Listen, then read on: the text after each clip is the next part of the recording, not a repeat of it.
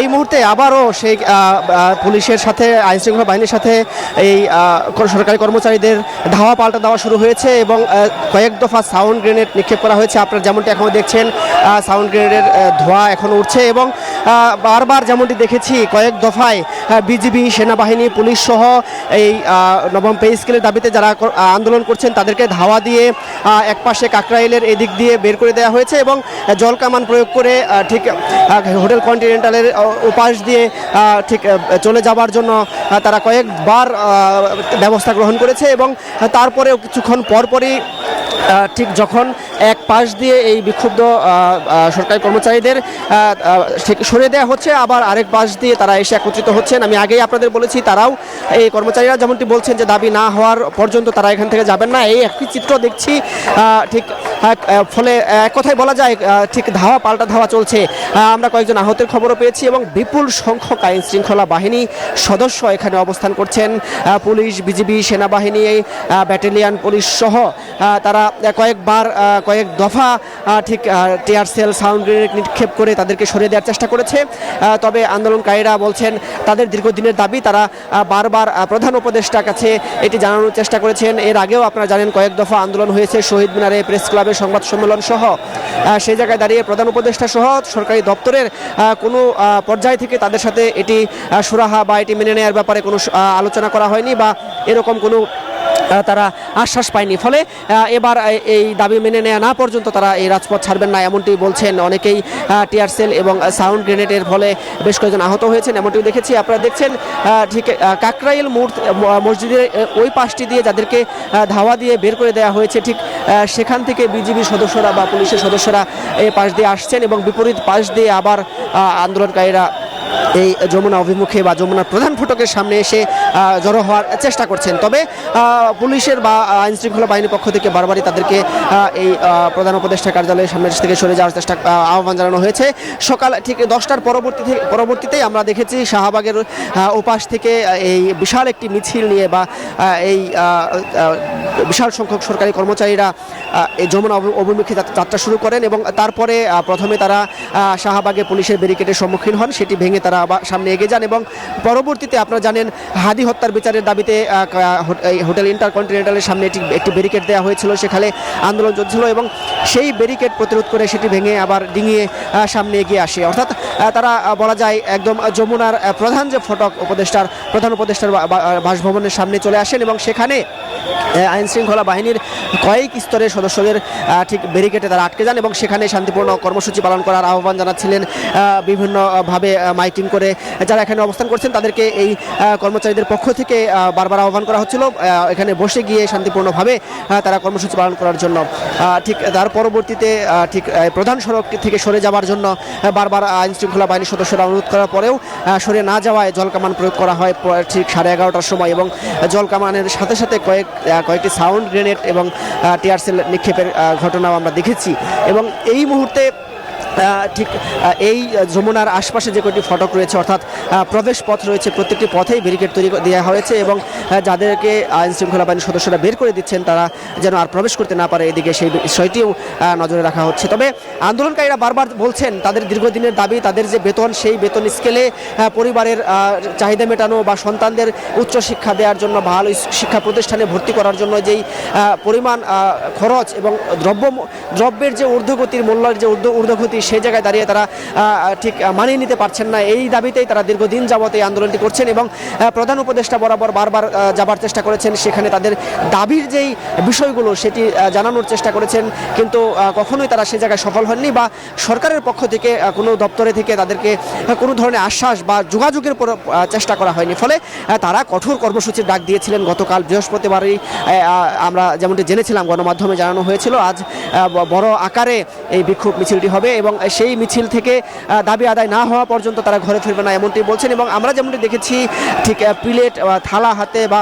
কাফনের কাপড় পরে অনেকেই এখানে এসেছেন। আপনারা দেখছেন এখন আবার যমুনার সামনের সেই প্রধান ফটকের সামনে তারা এখনও অবস্থান করছেন এবং সেখানে আইন শৃঙ্খলা বাহিনীর সদস্যরা ঠিক তাদেরকে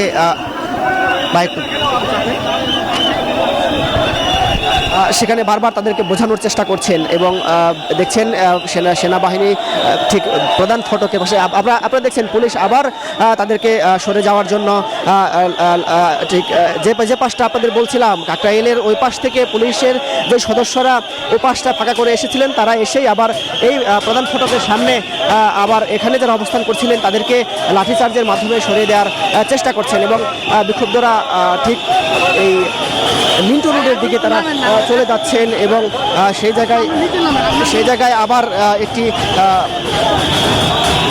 আক্রমণাত্মক অবস্থার সৃষ্টি হয়েছে। তবে পুলিশ কোনোভাবেই তারা বারবার বলছেন এই রাষ্ট্রের গুরুত্বপূর্ণ যে জায়গাটি অর্থাৎ প্রধান উপদেষ্টার যে বাসভবনের জায়গাটি সেটি থেকে সরে গিয়ে ঠিক নিরাপদ স্থানে তাদের এই কর্মসূচি পালনের দাবি করছেন। আপনারা জানেন এর আগেও বেশ কয়েকবার এই আজকের এখানে প্রধান উপদেষ্টার বাসভবনের সামনে যমুনার সামনে আসার পরে কয়েকবার পাল্টা ধাওয়ার ঘটনা ঘটেছে। পুলিশ জলকামান প্রয়োগ করেছে, টিয়ার সেল নিক্ষেপ করেছে এবং কয়েক দফায় সাউন্ড গ্রেনেড নিক্ষেপ করে তাদেরকে এই মূল জায়গাটি বা প্রধান ফটকটি ছেড়ে যাওয়ার জন্য অনুরোধ করেছেন এবং সেই জায়গায় ব্যর্থ হয়ে এবং সেই জায়গাটি থেকে তাদেরকে সরিয়ে নেওয়ার জন্য পরবর্তীতে বল প্রয়োগ করেন এবং সেই এখন পর্যন্ত এটি চলছে এবং যখনই এই পুলিশের আহ্বানটি তারা সাড়া দেননি তারপরে থেকেই জলকামান প্রয়োগ সহ বেশ লাঠিচার্জের চিত্র আমরা দেখছি। এই মুহূর্তে আপনারা দেখছেন যারা এখানে অবস্থান করেছিলেন একটি পক্ষ ঠিক সামনের দিকে অর্থাৎ মিন্টু রোডের দিকে চলে যাচ্ছে এবং অনেকেই এই রমনার যে ফটকটি রয়েছে সেটি অতিক্রম করে রমনা পার্কের ভেতরে আরেকটি সাউন্ড গ্রেনেডের শব্দ আমরা দেখলাম এবং ঠিক সেটি সাউন্ড গ্রেনেড না টিয়ার সেল সেটি এখন নিশ্চিত হতে পারেনি। কিছুক্ষণ পরই এই যমুনার সামনের জায়গাটি ফাঁকা করার জন্য আমরা সাউন্ড গ্রেনেড বা টিয়ার সেলের শব্দ পাচ্ছি। আপনারা জানেন এই নবম গ্রেড বাস্তবায়নে বা পে স্কেল বাস্তবায়নের জন্য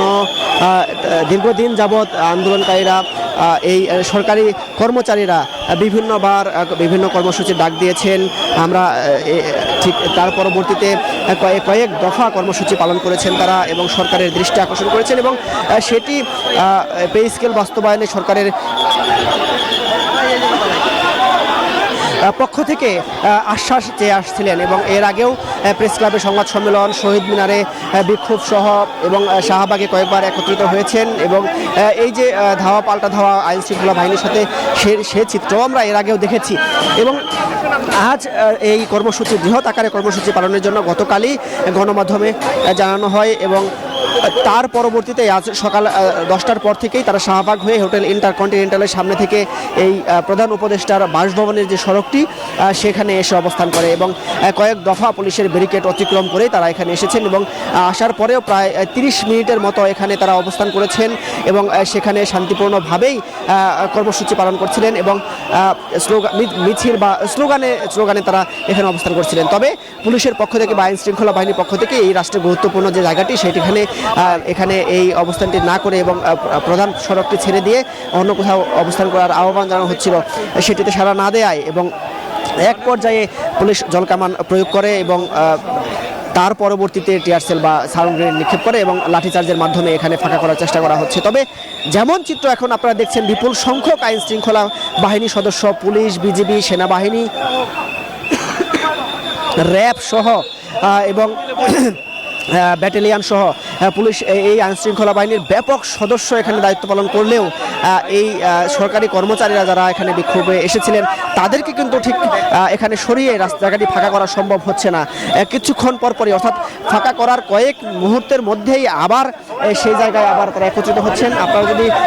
দেখাই ঠিক রমনার ভেতরে তারা অবস্থান করছেন। গেটের আপনারা দেখছেন যে রমনার যে গেটটি রয়েছে বা যে প্রাচীর রয়েছে প্রাচীরের উপরে সেটি ধরে তারা দাঁড়িয়ে আছেন এবং অনেকেই ভেতরে অবস্থান করছেন। আইন শৃঙ্খলা বাহিনীর সদস্যরা যখনই সরে যাচ্ছেন তখন আবার সেখানে তারা এখানে উপস্থিত হওয়ার চেষ্টা করছেন। তাদের সাথেও আমরা কথা বলেছি, তারা বলছেন তাদের এই দীর্ঘদিনের দাবি বাস্তবায়ন না হওয়া পর্যন্ত তারা এই কর্মসূচিতে তারা সরবে না এবং জীবন দিয়ে হলেও তাদের এই পে স্কেল বাস্তবায়নের কর্মসূচি তারা পালন করবেন। এই ছিল আমার কাছে সর্বশেষ যমুনার সামনে থেকে।